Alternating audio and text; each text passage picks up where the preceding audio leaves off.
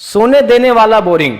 गरीब सुदामा अपने धनी मालिक बंसीधर से बोलता है, मालिक, मैंने आज खेत के सारे काम को कर दिया है और खेत के किनारे किनारे की सारी मट्टियों को भी काट दिया। तभी बंसीधर बोलता है, चलो सुदामा, तुमने अच्छा ही किया, क्योंकि उस खेत की कल बुआई भी करानी है। कल मैं उस खेत की बुआई करवा दूंगा।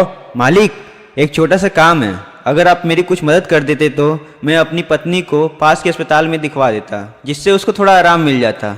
मालिक, मेरी पत्नी गायत्री बहुत परेशान रहती है। डॉक्टर ने तो उसे बोल भी दिया है कि अगर उसका ऑपरेशन न हो पाया तो उसका इलाज नहीं हो पाएगा।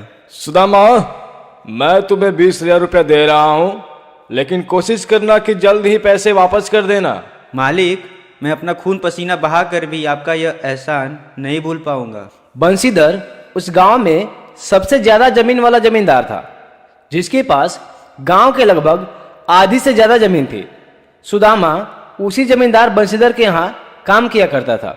उधर सुदामा अपने पत्नी को अस्पताल में ले जाता है और डॉक्टर को दिखवाता है, तो उस अस्पताल का डॉक्टर बोलता है, देखिए सुदामा जी, जिस तरह से आप लापरवाही कर रहे हैं, किसी दिन इनके जान के जोखिम के कारण आप ही बनिएगा। मैंने आपसे न जाने कितना बार बोला है कि इनका आप एक अस्थाई इलाज करवाइए, लेकिन आप हो कि कभी दवा से काम चलाते हो और कभी दवा ही बंद कर देते हो। इस तरह से अब ज्यादा दिन चलने वाला नहीं है। जल्द ही आपको कुछ करना पड़ेगा, अन्यथा इनसे हाथ धोना पड़ेगा आपको। उस जमींदार बंसीधर के साथ उसका एक चमचा झुमरू भी रहता था, जो अक्सर ही बंसीधर का चापलूसी किया करता था। एक बार की बात है, झुमरू बंसीधर से बोलता है, क्या जमींदार जी, लग रहा है कि आप भी अपना सारा धन उड़ा ही देंगे। क्यों ऐसे बोल रहे हो? तुम्हारे जैसे शराबी हैं क्या जो सारा धन उड़ा देंगे? अरे नहीं नहीं जमींदार जी, मेरा मतलब बस इस बात से है कि सुनने में आया है कि आप उस गरीब सुदामा को पूरे 20,000 रुपया दे दिया है आपने। क्या आपको पता नहीं है क्या कि उससे कितना मुश्किल है 20,000 रुपये निकालना? कम से कम आपको मुझसे तो एक बार पूछना चाहिए ना। तभी बंसीधर बोलता है, अगर तुम ही मेरे जैसे सोचने लगते तो आज तुम मेरा चमचा रहते क्या? बिल्कुल नहीं रहते, समझे? मुझे बहुत अच्छे से मालूम है कि सुदामा मेरा 20,000 रुपया नहीं दे पाएगा, लेकिन मैंने उसे 20,000 रुपया देकर अपना गुलाम बना लिया है, क्योंकि गरीब लोग अपने जमीर के लिए कुछ भी कर सकते हैं। ठीक वैसे ही सुदामा जब तक मेरा 20,000 देगा नहीं, तब तक मुझे लगता है कि वो मेरा 50 से 60,000 का काम कर देगा। ऊपर से पैसा भी उसके पास उधार ही रहेगा, समझे? ये है मेरा दिमाग। वाह गुरु, मान गए आपको, बहुत शातिर हो आप। सुनो, एक काम करो, सुदामा को बुला कर लाओ। जी, मैं अभी बुला कर लाता हूँ। वह चमचा झुमरू सुदामा के घर जाता है और उसे बुला कर लाता है।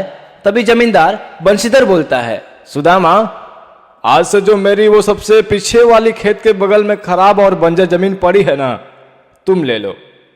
और तुम तो जानते हो कि उसमें पानी की व्यवस्था करना बहुत मुश्किल है, तो तुम अपने पानी की व्यवस्था खुद से कर लेना।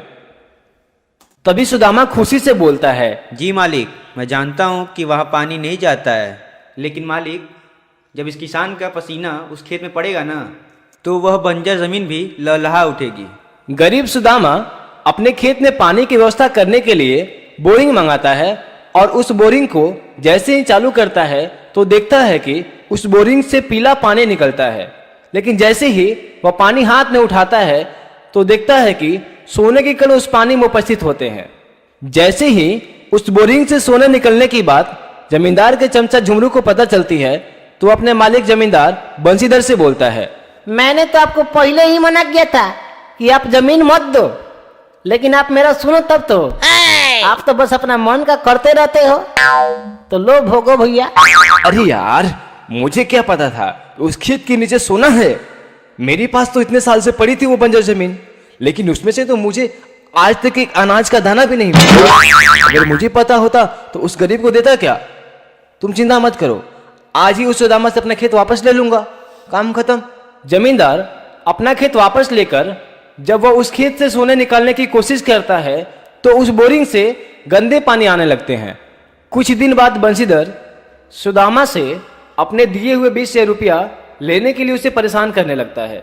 सुदामा अपने पास रखे उस सोने के सिक्कों को एक सुनार के पास बेचकर बंशीधर को 20,000 रुपये देता है और उन बचे हुए पैसों को लेकर एक छोटा सा जमीन दूसरे गांव में ले लेता है, जहां वह खेती करने लगता है।